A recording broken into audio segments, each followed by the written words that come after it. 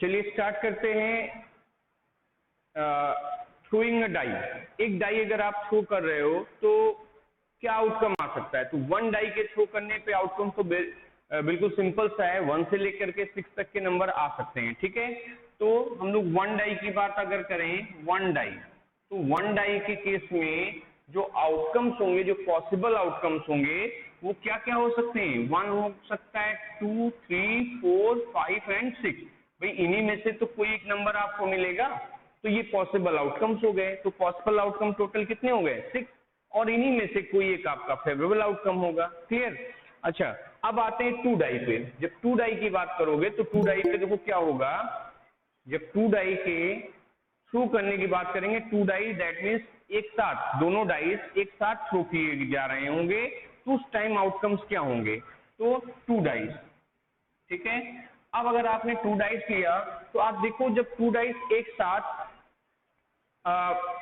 Board पे आकर के गिरेंगे तो उसमें आपके कई ऑप्शन आते हैं। जैसे फर्स्ट वाली डाई पे अगर हम ये ज्यूम कर लें, पहले समझिए ध्यान से कि फर्स्ट वाले डाई पे ये भाई टू डाई है ना आपके पास, उसमें से वन डाई पे सपोज कर लो 1 आ रहा है। ठीक है, वन डाई पर आपका 1 आ गया ऊपर में। आप तो टॉप फेस को देखोगे ना, डाइस के टॉप फेस को देखोगे, ऊपर वाले फेस को, वहां 1 आ रहा है। और दूसरे डाई पे फिर क्या क्या हो सकता है? 1 हो सकता है उस 1 के साथ। फर्स्ट डाई पर जैसे हम आपको एक डायग्राम से दिखाएं, देखो ये हो गया फर्स्ट डाई, इस पे आपको क्या मिल रहा है? 1 मिल रहा है। क्लियर? इस फर्स्ट डाई पर आपको मिल रहा है 1 डाई 1। ठीक है, फर्स्ट डाई पर, एक मिनट ये लॉगिन सबको करा दिया जाए पहले। तो देखिए फर्स्ट डाई पर आप देख सकते हो आपको 1 मिल रहा है, पॉइंट ऐसे बने होते हैं ना, डॉट डॉट। और इसके साथ जो दूसरा डाई फेंका जा रहा है उस पे क्या पॉसिबल आउटकम हो सकता है? यहाँ हो सकता है ये 1 है तो इसके साथ इस पे भी 1 आए। फिर ये भी हो सकता है कि यहाँ पर तो 1 ही रहेगा, लेकिन यहाँ हो सकता है 2 आ जाए। ठीक है, ऐसा भी हो सकता है कि इस डाई पे, दूसरे वाले डाई पे 2 आ जाए, इस पे तो 1 ही रहेगा। ऐसा भी हो सकता है कि इस पे 3 आ जाए, ऐसे 1, 2, 3। देखिए इसको हमने फिक्स किया है, फर्स्ट डाई पर आपने 1 को क्या किया? फिक्स कर दिया, और इसके साथ साथ जो सेकेंड डाई है उसके नंबर को हम चेंज कर सकते हैं। दैट मीन्स जो पॉसिबल आउटकम होगा उसको हम लोग चेक कर रहे हैं। तो अगर फर्स्ट डाई पर 1 ले लिया तो सेकेंड डाई पर 1 भी हो सकता है, 2 भी हो सकता है, 3 भी हो सकता है, और उसके बाद 4, 5, 6 भी हो सकता है। तो हो सकता है कि ये सेकेंड वाली डाई पे क्या हो जाए? 4 हो जाए, यहाँ पर 1 ही रहेगा, यहाँ 4 हो जाएगा। ठीक है, ऐसा भी हो सकता है कि यहाँ पर फर्स्ट डाई पे तो फिक्स है 1 है, लेकिन सेकेंड डाई पर 5 हो सकता है। फर्स्ट डाई पर 1 फिक्स है अभी भी, और थर्ड सेकेंड डाई पर क्या आ सकता है? 6 आ सकता है। दैट मीन्स आपने ये देखा कि फर्स्ट डाई पर आपने एक डिजिट को फिक्स किया, 1 को फिक्स किया, और उसके साथ जो सेकेंड डाई है उसके नंबर को आपने चेंज करके 6 आउटकम आपने फाइंड कर लिए। तो जरा इसके आउटकम हम लिख के देखें कैसा होगा। चलो यहाँ लिखते हैं, यहाँ पे देखो एक आउटकम हो जाएगा 1, 1। दैट मीन्स एक आउटकम ये हो सकता है कि 1, 1 हो। दैट मीन्स फर्स्ट डाई पर भी 1 हो, सेकेंड डाई पर भी 1 हो। और क्या हो सकता है? 1, 2। दैट मीन्स फर्स्ट डाई पर हमने फिक्स कर दिया 1 ही रहेगा, सेकेंड डाई के नंबर को चेंज कर रहे थे, 2 आ सकता है, फिर 3 आ सकता है। और क्या हो सकता है? 1, 3, फिर 1, 4, 1, 5 एंड 1, 6। अभी आपको बना के दिखाया है यहाँ पर हमने डाइस पर। तो कुछ इस तरीके के आउटकम्स हमको मिलते हैं जब हमने फर्स्ट डाई पर 1 लिया और सेकेंड डाई पर 1 से लेके 6 तक के नंबर को चेंज कराया। यही सेम पैटर्न आप रिपीट करोगे किसके लिए? जब यहाँ पर 2 होगा। ऐसा भी तो हो सकता है फर्स्ट डाई पे हमने भी 1 कंसीडर किया था, 1 आएगा, और सेकेंड डाई पे 1 से 6 तक के नंबर को चेंज किया। ऐसा भी हो सकता है कि फर्स्ट डाई पर 2 आ जाए, और फर्स्ट डाई पे जब 2 आएगा तो ये जो सेकेंड डाई है फिर से 1 से लेके 6 तक नंबर चेंज होगा, तो वो नए आउटकम होंगे। वो नए आउटकम क्यों होंगे? क्योंकि इस बार आपका फर्स्ट डाई पर जहां 1 था वहां 2 है। एक ये पॉसिबिलिटी हो सकती है कि फर्स्ट डाई पर हम लोग को क्या मिले? 2 मिले। फर्स्ट डाई पे देखो 2 मिला, तो जो उसके साथ सेकेंड डाई है उस पे 1 भी आ सकता है, ये 2 ही रहेगा। इस 2 को फिक्स करके सेकेंड डाई की पॉसिबिलिटीज को चेक किया जाएगा, तो उस पे 1 भी हो सकता है, 2 भी हो सकता है, 3 भी हो सकता है, 4 भी, 5 भी और 6 भी, जैसे भी हमने फर्स्ट केस में आपको समझाया। तो यहाँ पर बिल्कुल वैसे ही हम लोग 1 भी ले सकते हैं, 2 भी ले सकते हैं, 3 भी ले सकते हैं। ठीक है, 4 हो सकता है और 5 हो सकता है, और आप इस तरीके से स्विच भी देख सकते हो। दैट मीन्स ये तो 2 ही रहेगा, ये चेंज होगा। अब आप समझ चुके होंगे कि इसी तरीके से हम 6 आउटकम इसमें भी लिख सकते हैं, यहाँ पे भी 6 पॉसिबल आउटकम हो सकते हैं। तो क्या क्या हो जाएंगे, 2-1, 2-2, 2-3, 2-4, 2-5, 2-6। क्लियर? आपने देखा कि जब फर्स्ट डाई पर 2 है और सेकंड डाई पर 1 से 6 तक के नंबर चेंज कर दिया, सेम ऐसे ही आप बचे हुए डिजिट्स के लिए लिख सकते हो। तो अभी हमने 2 इस पे 2 फिक्स किया था, अब 3 करेंगे, फिर 4 करेंगे, फिर 5 करेंगे, फिर 6 करेंगे फर्स्ट डाई पे, और उसके साथ जो सेकंड डाई पे नंबर 1 to 6 चेंज करते रहेंगे, तो सारे आउटकम हमको मिल जाएंगे। चलो और लिख देते हैं यहाँ पे अब। तो 3,1, 3,2, 3,3, 3,4, 3,5, 3,6। तो देखिए ये पॉसिबल आउटकम्स हो सकते हैं जब फर्स्ट डाई पर 3 लिया जाए और सेकंड डाई पर फिर से 1 से 6 तक के नंबर अगर चेंज करेंगे तो ये पॉसिबल आउटकम हो जाएंगे। ऐसे ही 4 के लिए लिख लो, 4,1, 4,2, 4,3, 4,4, 4,5 and 4,6. Similarly, we can write for the 5,1, 5,2, 5,3, 5,4, 5,5, 5,6। ठीक है? 6 के लिए भी लिख सकते हो कि फर्स्ट डाई पे 6 भी आ सकता है। फर्स्ट डाई पे 6 आएगा तो उसके साथ सेकंड डाई पे 1 से लेके 6 तक के नंबर चेंज कर सकते हैं। तो ये हो सकता है 6,1, 6,2, 6,3, 6,4, 6,5 एंड 6,6। तो आप देख सकते हो कि ये टोटल पॉसिबल आउटकम्स हैं जब 2 डाइस को आप साइमल्टेनियसली थ्रू करते हो। तो जो पॉसिबल आउटकम है वो टोटल अगर इसको काउंट किया जाए तो ये आते हैं 36।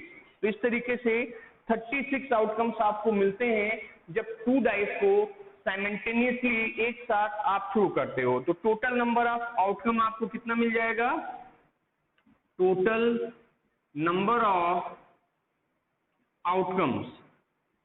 ठीक है? तो टोटल नंबर ऑफ आउटकम्स हो जाता है यहाँ पर 36। तो 1 डाई को आपने थ्रो किया था, आउटकम कितना आया था, 6 आया था। 2 डाई को थ्रो किया, आउटकम कितना आया, 36 आया। 3 डाई को थ्रो करना हो तो इस तरीके से तो ये काफी ज्यादा आउटकम आने वाला है। तो इस तरीके से हम बना के चेक करेंगे तो काफी टाइम टेकन होगा। तो कुछ ऐसा भी होना चाहिए जिससे हम डायरेक्ट पता कर सके, कुछ ऐसा हो सकता है जिससे हम डायरेक्ट पता कर सके कि टोटल कितने आउटकम आएंगे। तो यहाँ पर भी जैसे हमने आपको क्वाइन के केस में बताया था, 2 की पावर n कर दो, n is the number of coins. तो नंबर ऑफ कॉइन्स पता होने पे आउटकम आप पता कर सकते हो। ऐसे ही डाइस के केस में भी अगर 1 डाई है तो 6 हुआ, 2 डाई है 36 है, 3 डाई हो जाएगा तो कितने आउटकम होंगे। तो यहाँ पर भी हम लोग फॉर्मूला लिख सकते हैं, ये होता है 6 to the power n। ठीक है? Number of outcomes is equal to 6 to the power n, 6 to the power n। ठीक है? where n is the number of dice, where n is number of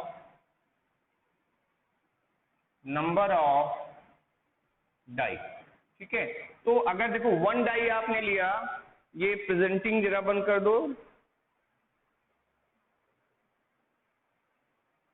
तो अभी देखो, जब इस फॉर्मूले की हेल्प से हम लोग अब बता सकते हैं कि नंबर ऑफ आउटकम्स क्या आ सकता है in the case of die only. ये फॉर्मूला डाई के लिए यूज किया जाएगा। ठीक है? तो अगर n की वैल्यू 1 लेते हो तो n की वैल्यू 1 में 6 आपको मिल ही रहे हैं, n की वैल्यू 2, दैट मीन्स 36 आउटकम आपने देखा 2 डाई के केस में। और अगर आप 3 डाइस ले रहे हो तो उस केस में 6 to the power 3 होगा और 216 आउटकम आपको मिल जाएंगे। ठीक है? तो ये तो आउटकम्स की बात थी कि आउटकम्स कैसे हम लोग पता लगाते हैं। तो चलिए कुछ और बातें कर लेते हैं, प्रोबेबिलिटी के कुछ कंडीशंस को समझते हैं कि प्रोबेबिलिटी, किसी इवेंट के प्रोबेबिलिटी के होने और न होने, दैट मीन्स वो अकर करेगा या नहीं अकर करेगा, दोनों का सम भी हमको पता है, वो केवल 1 हो सकता है। जैसे पिछले क्लास में आपने ये पढ़ा था कि जो प्रोबेबिलिटी की वैल्यू है वो 0 से स्टार्ट होकर के 1 तक जा सकती है। ठीक है? 0 पे वो आउटकम जिस इवेंट की प्रोबेबिलिटी निकाल रहे हो वो कैन नॉट बी हैपन, नहीं हो सकता। वो 0 है, दैट मीन्स नहीं आएगा, वो आपके रैंडम एक्सपेरिमेंट में वो आना ही नहीं है उसको, अगर प्रोबेबिलिटी 0 हो गई तो। और प्रोबेबिलिटी 1 हो गई, दैट मीन्स 100% आएगा। ये सारी बातें आपने समझी थी, और बीच की बातें भी हम लोगों ने समझ लिया था कि कैसे हम आइडेंटिफाई करेंगे कि वो अकर कर सकता है या नहीं कर सकता है, उसके चांसेस कितने हैं, वो प्रोबेबिलिटी की वैल्यू से पता लगा सकते हैं। अभी हम लोग आज बात करने जा रहे हैं कि कोई इवेंट है और उस इवेंट के अकर होने और नॉट अकर के लिए अगर हम लोग प्रोबेबिलिटी को डिफाइन कर रहे हैं तो उसका सम क्या होता है, तो इट इज ऑलवेज 1। चलिए इस बात को समझ लें, ठीक है। आइए, तो अब सपोज कर लो कोई इवेंट ई की प्रोबेबिलिटी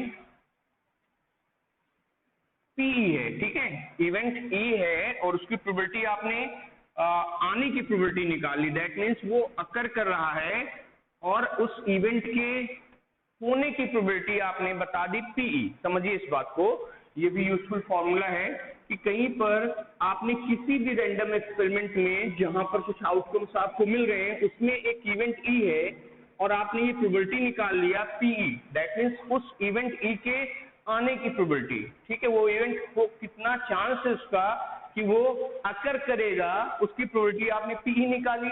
अब ऐसा भी तो हो सकता है कि हम लोग उसके ना आने का भी चांस मालूम करना चाहते हैं कि वो ना आए, दैट मीन्स ये एक केस होता है कि आप उस इवेंट के आ जाने की प्रोबेबिलिटी जानना चाहते हो, और ऐसा भी तो होगा, उसका अपोजिट भी तो होगा कि उसको वो ना आए, इसकी प्रोबेबिलिटी क्या होगी। तो जहां पर हम लोग नेगेटिव बात करते हैं, दैट मीन्स न होने की प्रोबेबिलिटी हम लोग मालूम करते हैं, तो उसके लिए एक सिंबल देते हैं, पी ई लिखेंगे और ई के ऊपर बार लगाएंगे, तो it is for use for not, P E bar, ठीक है। अब आप देखो इन दोनों में क्या डिफरेंस है, ये पी क्या है, P is the probability to occur the event, event के अकर होने की प्रोबेबिलिटी है, और P E bar is the probability for not occur the event, एक इवेंट ना अकर हो, वो नहीं आए, उसकी प्रोबेबिलिटी है, ठीक है। तो जब भी आप कभी किसी इवेंट के प्रोबेबिलिटी के होने और न होने के चांस का वो जब आप ऐड करोगे तो उसकी वैल्यू हमेशा क्या होगी, 1 होगी। ये रिलेशन भी आप नोट कर लो, ये भी काफी यूजफुल रिलेशन है, ठीक है, ये भी यूजफुल रिलेशन है। एक चीज और आपको यहाँ क्लियर करना चाहेंगे कि जैसे सपोज कर लो कि रैंडम एक्सपेरिमेंट में जितने भी आपको आउटकम्स मिल रहे हैं, ठीक है, उसमें से कुछ आपके फेवरेबल इवेंट्स होंगे, मतलब अलग अलग फेवरेबल इवेंट्स होंगे। चलो एक एग्जांपल से हम आपको इसको समझाते हैं, ऐसे क्लियर नहीं होगा।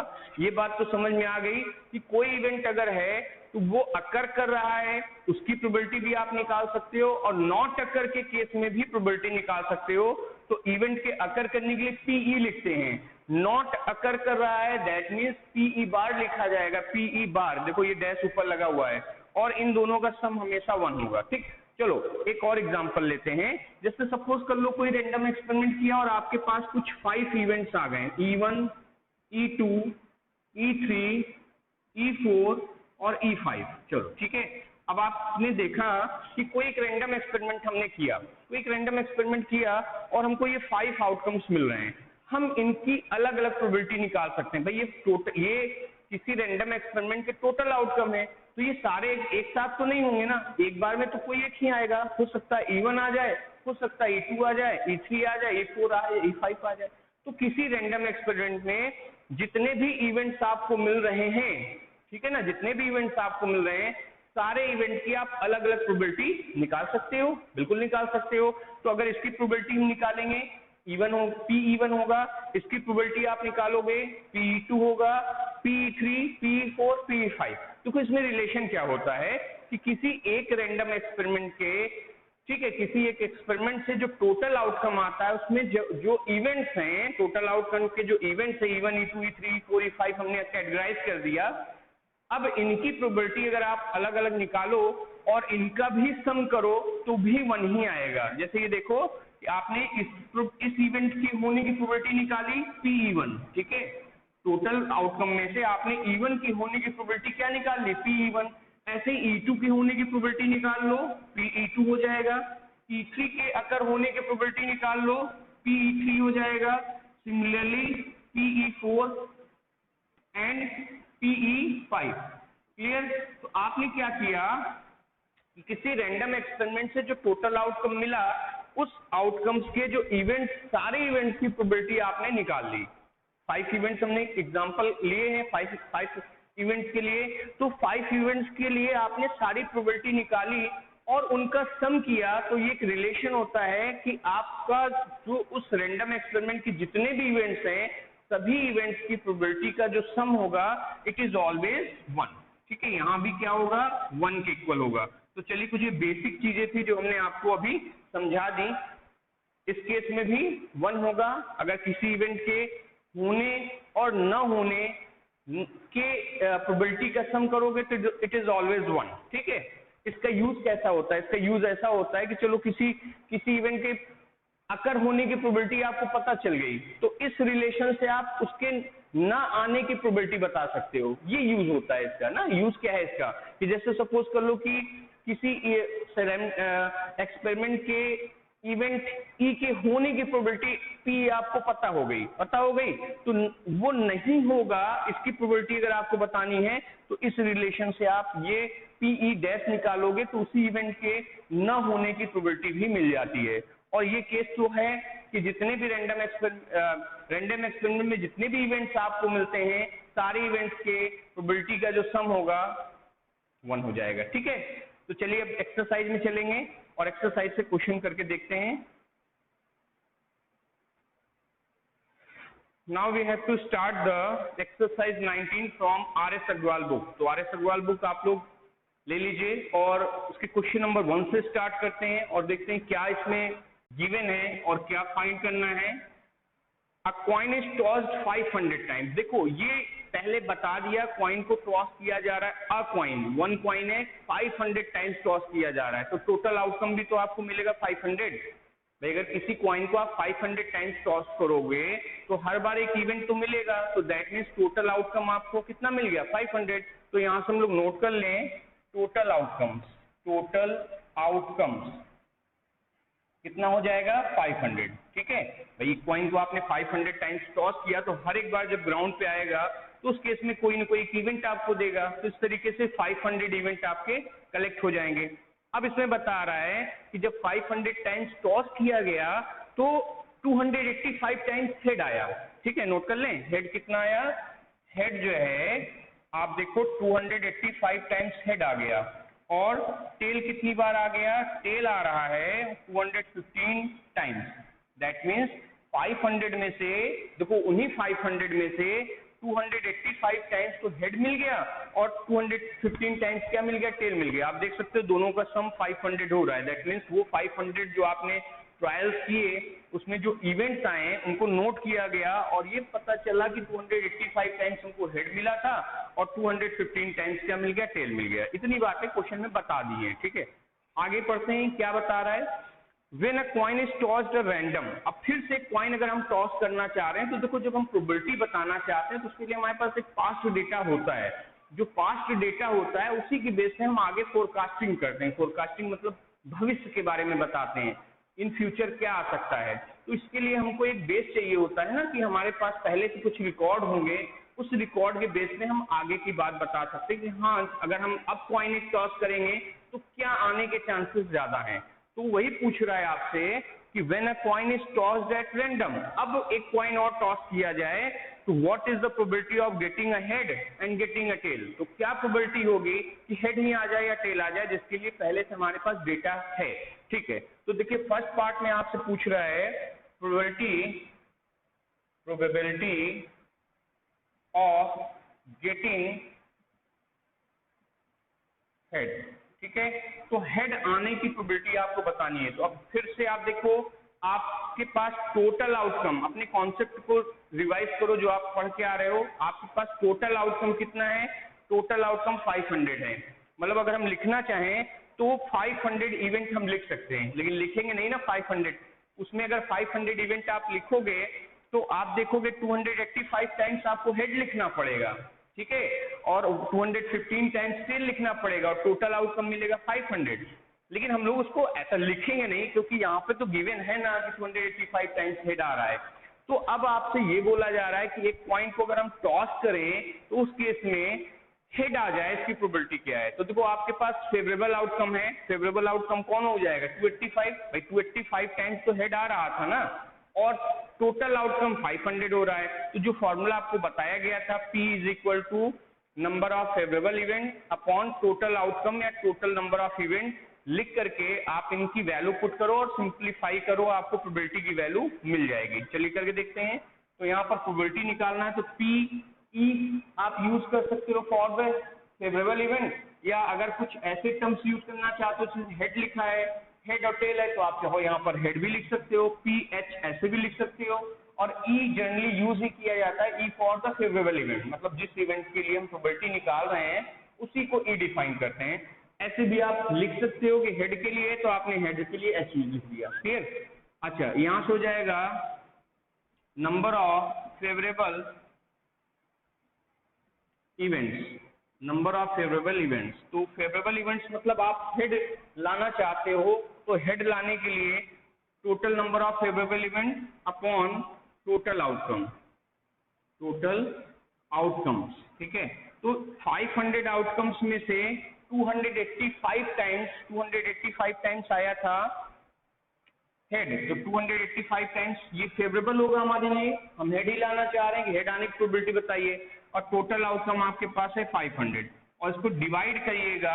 आप इसको देखो फ्रैक्शन दो तरीके से प्रोबेबिलिटी की वैल्यू लिख सकते हो, एक तो यह तो सिंप्लीफाई कर लो, हाँ ऐसे मत छोड़िएगा, जितना सिंप्लीफाई हो सकता है, जितना कैंसिलेशन वगैरह हो रहा है आप कैंसिलेशन करके सिंप्लीफाई करके उसको फ्रैक्शन में छोड़ सकते हो, जो सिंपलेस्ट फॉर्म में फ्रैक्शन में भी प्रोबेबिलिटी की वैल्यू लिखी जा सकती है, और या तो आप फाइनली उसको डिवाइड कर दो, तो बेस्ट है कि आपने पूरी तरीके से उसको डिवाइड ही कर दिया।